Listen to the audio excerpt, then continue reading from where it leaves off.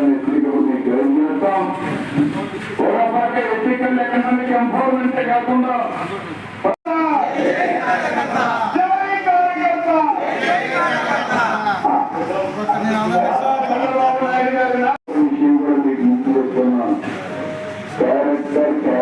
Character ఏది పోగొట్టుకున్నా డబ్బులు మళ్ళా సంపాదించుకుంటాం కానీ క్యారెక్టర్ పోతే మాత్రం డబ్బులు సంపాదించుకోలేదు.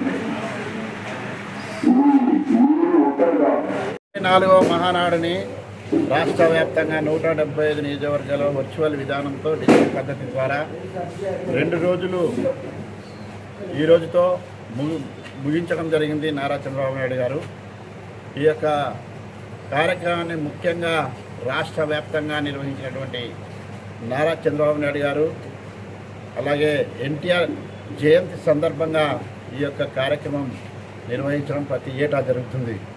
కాబట్టి ఎన్టీ రామారావు గారు ప్రజలే దేవుళ్ళు సమాజమే దేవాలయం అన్న ఒకే ఒక్క నినాదంతో ఈ యొక్క మన 1982లోనే మన యొక్క టీడీపీ పార్టీని స్థాపించడం జరిగింది. 9 నెలల అత్యల్ప కాలంలోనే సీఎం అయినటువంటి భారతదేశ చరిత్రలోనే నందమూరి తారక రామారావు గారు చరిత్రలో నిలిచిపోయారు. పేదవాళ్ళు ఎక్కడ కూడా ఆకలితో అలమటించకూడదని ఆయన యొక్క సంకల్పంతో 2 రూపాయల కిలో బియ్యాన్ని తీసుకొచ్చి చేసినటువంటి ఘనత మన యొక్క ఎన్టీ రామారావు గారిది.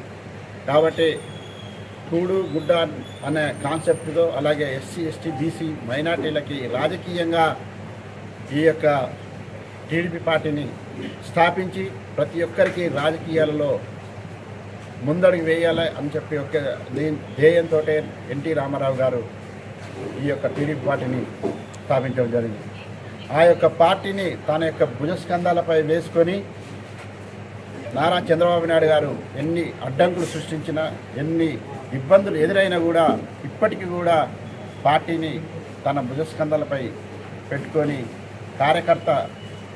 కార్యకర్తలే పార్టీకి బలం అని చెప్పేసి ఎంతో ఉత్సాహంతో పార్టీ యొక్క కార్యకర్తలకు మనోధైర్యాన్ని కల్పించే విధంగా ఈ మహానాడు కార్యక్రమాన్ని చాలా భారీ ఎత్తున ఏర్పాటు చేసుకున్న కొన్ని అనివార్య కారణాల వల్ల డీజిల్ క్రైసిస్ వల్ల మన యొక్క ఈ వర్చువల్ విధానాన్ని ఏర్పాటు చేసుకుని అయినా కూడా 175 నియోజకవర్గాల్లో క్లస్టర్ ద్వారా ఇంతరానా దిగ్విజయంగా పూర్తి చేసుకుని అద్భుతంగా చేసుకున్నటువంటి మన యొక్క టీడీపీ కార్యకర్త ప్రతి ఒక్కరికి పేరు పెట్టిన ధన్యవాదాలు తెలియజేసుకుంటూ ముగించుకుంటున్నాను. జై హింద్, జై తెలుగుదేశం, జై లోకేష్ గారు.